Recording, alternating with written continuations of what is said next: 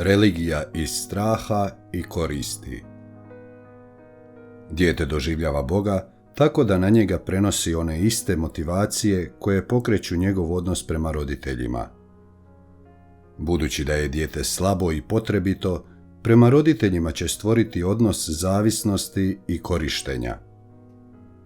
Zbog zavisnosti nastaje strah da ne bude napušteno, pa se stoga dijete nastoji roditeljima svidjeti svojim dobrim ponašanjem kako bi zaslužio njihovu naklonost.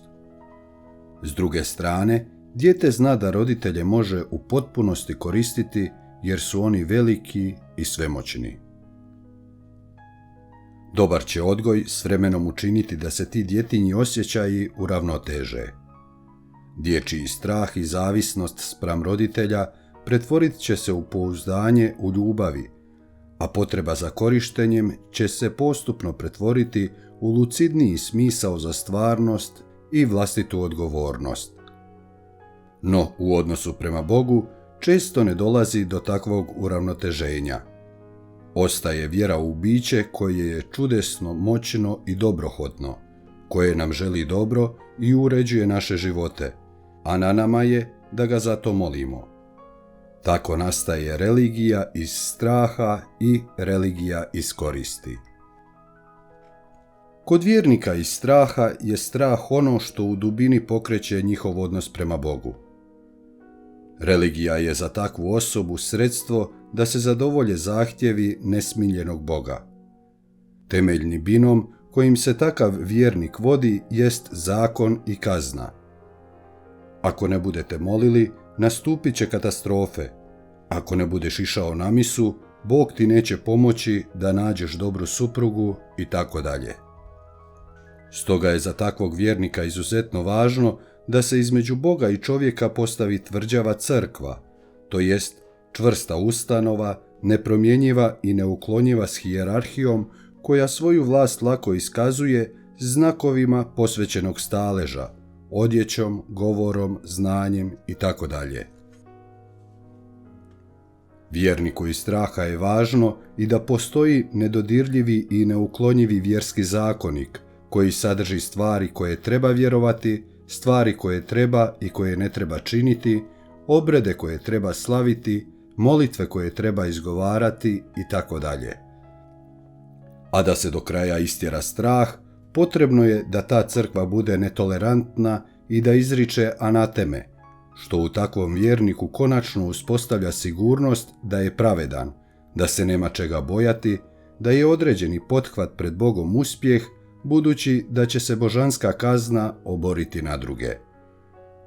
U religiji iz koristi se Bog prvenstveno gleda sa stajališta korisnosti. Dok se dijete, u nastojanju da mu roditelji pribave ono što on želi, oslanja na nagodbu, učinit ću to ako mi kupite ono, ovaj vjernik se u odnosu na Boga oslanja na vjersku nagodbu, to jest na obred. Obred vjerniku daje mogućnost da pridobije Boga i da iznudi korisnu pomoć, da nađe stan, posao, zdravlje itd. Tu religija funkcionira slično kao posao s bankom, pa se od banke traži kredit bilo na osnovu prijašnje štednje ili na temelju trenutnog zaloga. Naime, dio takvih vjernika redovito njeguje svoju religiju iz koristi, pa tako održavaju dobre odnose s Bogom, ne znajući kada nesreća može banuti. Kako ne bi došli u situaciju da nisu dostojni, odnosno dovoljno dostojni pred Bogom, oni redovito ulažu u taj odnos. Drugi se pak religiji iz koristi vraćaju sporadično, osobito kad se zbog kakve nevolje, bolesti ili neuspjeha opet pojavi čovjekova krhkost i s njom bezumna nada da će se naći ublažujući obred. Poimanje Boga kroz strah i korist, kao i religiozne prakse koje iz toga proizlaze, neprihvatljive su većini zrelih ljudi. Ostaje pitanje jesu li vjernik korisnoga i vjernik straha jedini oblici religioznosti, čime bi jedini izlaz bio ateizam, ili možda postoji i drugačiji put odnosa s Bogom. Apostol Pavao doživio je potresno obraćenje iz religije straha i koristi u kršćansku vjeru. Iz religioznog sustava koji su ljudi dobro uredili da bi slab čovjek mogao opstati pred silnim Bogom, Pavao je prešao u jedan drugi svijet, u svijet Boga koji se pridružuje čovjeku da bi mu dao novi život i potaknuo ga da djeluje s njim. Pavao spoznaje kako vrijednost nije u prošlosti u zbroju ostvarenih zasluga, već u budućnosti u onome što čovjek može postati. U navještanju te novine s kojom se susreo, Pavao u antičkom svijetu zatiče dvije skupine ljudi, Židove i pogane. Pronicljivo analizirajući njihovo ponašanje, riječ je o tipizaciji opće raširenih vjerskih navada, a ne o antisemitizmu, Pavao ukazuje na mehanizam religioznog ponašanja koje evanđelje želi promijeniti. Kod Židova Pavao zamjećuje da su iznimno revni za Boga. On je kao negdašnji farizej to dobro mogao znati. Ali to je revnost koja se gubi jer nema pravu spoznaju Boga. Oni Boga prepoznaju kao prijetnju, pa se snagom dijela, kojima je vrijednost označena zakonom, osiguravaju protiv Boga.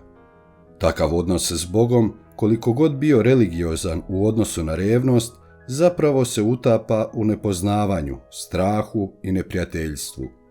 Boga se nastoji pobijediti u igri njegovih zahtjeva. Židovi traže uspostaviti svoju pravednost, sve tjeskobnije pokušavajući sastaviti bilancu koja bi bila Bogu prihvatljiva na posljednjem sudu, te uskoro zapadaju u očaj što život prolazi, a oni se nisu bolje oboružali da pobjede pred sucem koji se približava. Dok je ono što je Pavao zamjećivao kod Židova tipična religija straha, kod pogana se opaža religija iskoristi. I pogani poznaju Boga, ali njihovo poznavanje ne seže do prepoznavanja.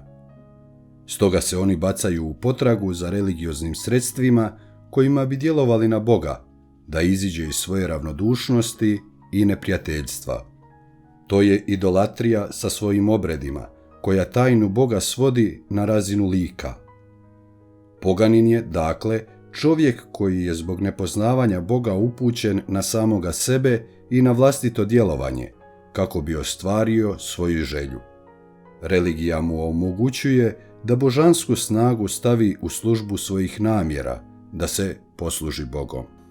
Novost koju kršćanstvo donosi u odnosu na takva poimanja jest da Bog nije sila neprijateljska čovjeku, koju je potrebno savladati, nadmudriti, nagovoriti, udobrovoljiti dobrim djelima. Nitko živ nije pravedan pred Bogom, kaže Pavao, ponavljajući starozavjetni psalam 143. Za vjernika iz straha i vjernika iz koristi, ta rečenica je uzrok očaja, ali za Pavla to je krik radosti i uzdah olakšanja. Čovjek nije dorastao Bogu i ne smije se braniti od Boga. Bog se u Isusu Kristu otkriva drukčijim od onoga što krhka ljudska želja projicira u svome strahu, stvarajući tako s Bogom odnos kakav postoji među ljudima. Bog je po Isusu izvorno prijateljski nastrojen prema čovjeku.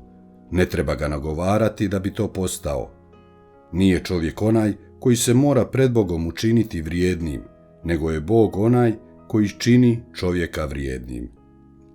Pavao više nije utonuo u računanje, bilance i tjeskobno pitanje je li dorastao spasenju, hoće li zadovoljiti nemilosrdne zahtjeve Božje. Za razliku od toga, kršćanstvo je kod mnogih ponovno potonulo u religiju straha i koristi. Dakako, i dalje se mnogo govori o Božjoj ljubavi, ali iza te imenice krije se zapravo glagol u prošlom vremenu. Ljubav Božja, da, jer Bog nas je ljubio. Jednoga dana je uvidio da čovječanstvu, koje sve više i više tone u grijeh, nikada neće uspjeti da se osvijesti, da izbriše svoju prošlost, plaćajući cijenu koja se traži. Bog je zato poslao svoga sina da on, postavši čovjekom, plati za čovječanstvo.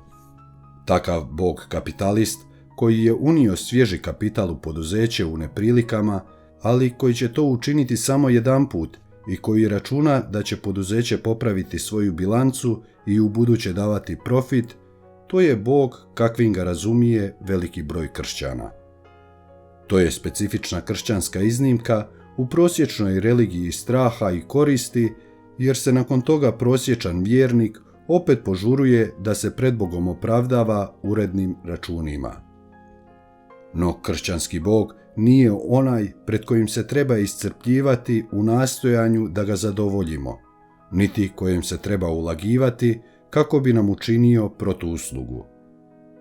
Nesreća koja nam se dogodi nije rezultat loših odnosa s Bogom, niti su sretni događaji produkt dobrog poslovanja s njime.